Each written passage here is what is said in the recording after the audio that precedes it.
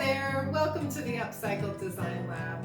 If you're new here, my name's Cindy and I craft using recycled and repurposed materials to give you ideas on ways to make and create more economically and ecologically.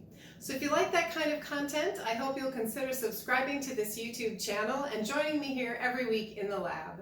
So I've been doing a lot of aluminum can projects lately, and I figured I should do an earring project. I'm sure you've seen plenty of earrings made from aluminum cans if you do any upcycling or recycling of your own, but I have a slightly different take on them, and the great part is you don't need any expensive or fancy tools. To make this project, you're going to want an aluminum can, and one can should be enough for a pair of earrings, depending on how big they are, but one can should be sufficient.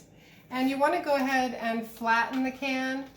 So if you're interested in how I do that, you can get to a link right now in the corner of this video, or I will also link to it in the description box. The other thing you're going to need is a template. I have several templates on my blog, which you can also get to through the description box, and there are several different ones. This is just one example, or you can make your own templates as well. So once you have your template, you want to go ahead and cut out along the red line here. And I know the templates look kind of funny, but you'll see what we're going to do here in a minute. So I've got the templates ready to go, and the next thing I want to do is to use just some double-sided tape. This has paper backing on it. Some of them don't. You can use either type. And I'm just going to put one strip down the center of my template. And these are fairly big, so I may need to use more than one can. But the next step is to just tape the templates to the printed side of your aluminum can. And then I'm going to go ahead and use my scissors to cut out the aluminum can. So now I'm ready to punch my holes and do some embossing. So I just have sort of a soft pad here. You can use a piece of craft foam or felt. Got my embossing tool. And then to punch my holes in the earrings, I have just a thumbtack. And I want to do that first. The trick about this is that you want the rough edges not to push through to the side that's going to be exposed. So I just start a little bit of the hole, and then this is the part of the earring that's going to show. So I want to push this rough little bump back in toward the wrong side, so to speak. And sometimes it works better than others. If I'm not getting it pushed back in, I go back gently with my embossing tool and just kind of push the rough edges back toward the middle.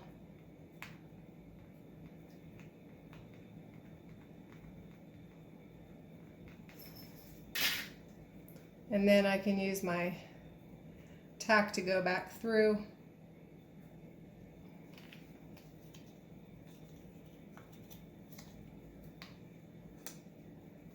And now I've got a smooth side on this part, and this side will be covered up, so it's okay if it's rougher.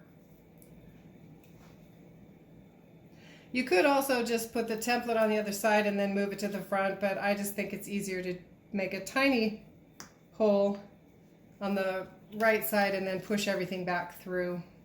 So once you have your holes made, you're ready to go ahead and do the embossing. I generally use the small point of my embossing tool when I'm starting out.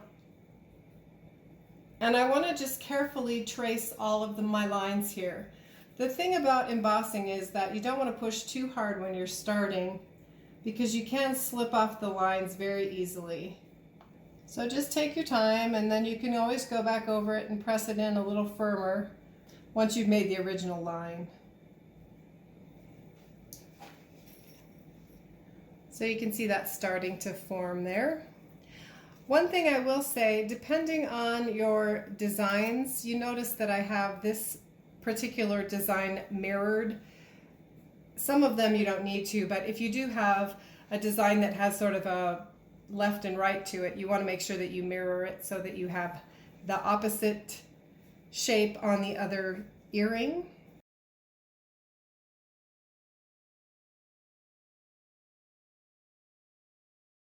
So you can kind of see that I've got the whole shape here.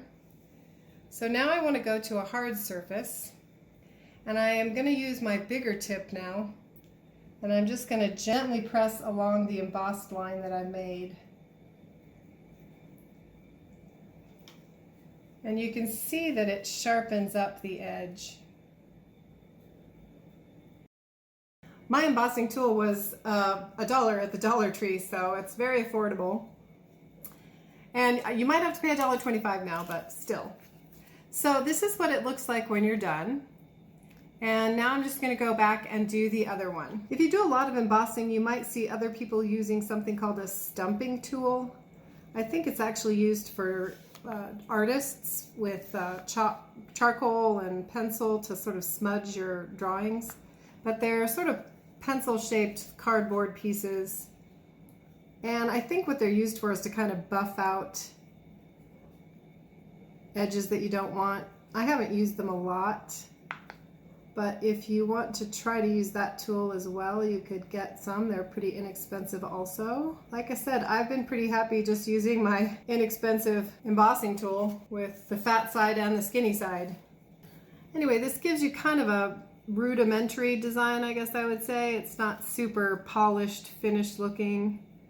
Since you're drawing everything by hand, it's not precise and perfect like it might be if you were working with some more precision tools. So here are the finished pieces once they're embossed. For this next step, I want to remove my template, and you want to get the tape off of there too. Should come off pretty easily. And then I'm going to get a couple pieces of my aluminum again, and I'm also going to be using some mounting tape. I have this Scotch brand. It seems to be working pretty well. I think anything would work. I did purchase the clear.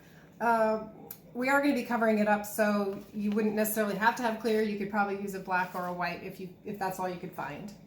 So this edge here that makes this earring look gigantic is actually kind of no man's land, and we're going to be cutting it off eventually. So it's there just so you can hold the piece while you're embossing it. So I want to use some mounting tape, but I want to cover all of my embossed area. So this stuff is pretty sticky. You can see that my embossing is a little bit wider than my tape.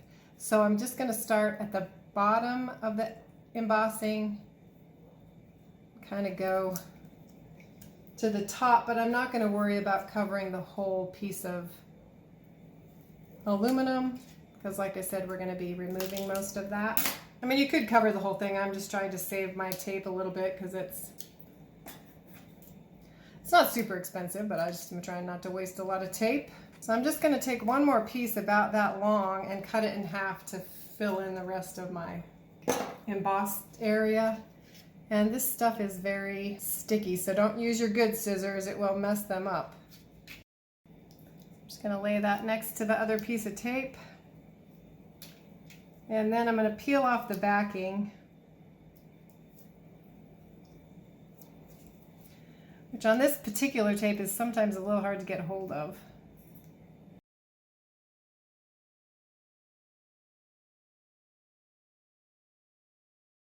And then I'm just going to press this on the printed side again. And you can go ahead and the more you press this mounting tape, the better it sticks. Now, I also like to go back in and kind of reinforce my embossed lines again, because this mounting tape is thick enough that it sort of adds a little bit of cushion. And so you can go back in and reinforce your lines if you want to. Kind of deepen them a little bit. And it also helps to press the pieces together and adhere the mounting tape to your aluminum.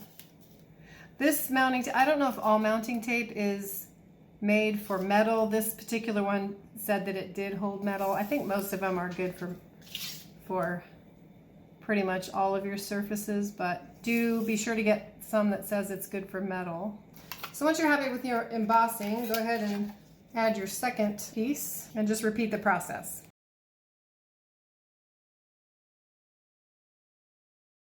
The next step is just to trim off the excess aluminum.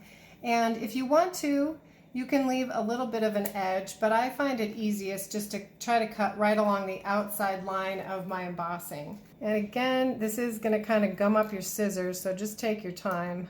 So now I need to make sure that I have a hole in both all the way through. So I'm going to go ahead and grab my thumbtack again, and I can use my hole from the front side just to start a hole into the back. But again, I want to make sure that the rough edge is pushed toward the inside. So I want to make just a starter hole and then try to get the rough edges pushed in toward the mounting tape so that I have a smooth hole on both sides. So the next thing I want to do is finish off these edges because they don't look very nice. You can see the tape in there and you can kind of see the rippled edge of the aluminum. So I've got a little piece of styrofoam here and a couple of toothpicks. And I'm just going to skewer my earrings through the hole here kind of. You want them on pretty secure. The tape kind of will help to hold it, but you do want to slide them down so they're not going to fall off. And then I'm going to use this Tulip Silver Metallic Dimensional Fabric Paint. And I just want to run a bead of paint along this edge. I'm just going to let them set there until the paint is dry. And I've got some over here that have dried, so I'm just going to go ahead and add my jewelry findings. Hey, if you're enjoying today's content, please click that like button. If you haven't already, be sure to check the subscribe button and also click the bell icon to select your notification preferences. So here are the finished earrings, and you can play around and make all kinds of different designs. The sky's kind of the limit. I also played around a little bit with adding some color. I spray painted these copper, and then I also did a faux oxidized finish on some of them. It does kind of fade out the embossing a little bit, so it makes the embossing much more subtle.